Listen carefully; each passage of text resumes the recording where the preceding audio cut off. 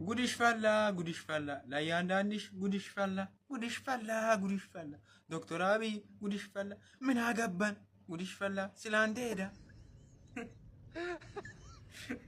እኔ የሚለው ሳናገ የበላነው ነገር አለ እንዴ?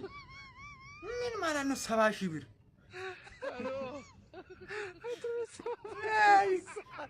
ለማንኛውም ሀገር ቤት ያላችሁ ሰዎች ጥቁር መነጽር አድርጋችሁ ተራመዱ። አናይም እያላችሁ ማለት ነው። ኩላሊታችን ሊወሰድብን ይችላል። 70,000 እኮ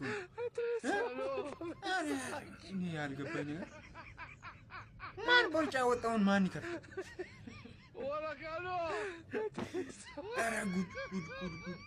I'm not Habesha.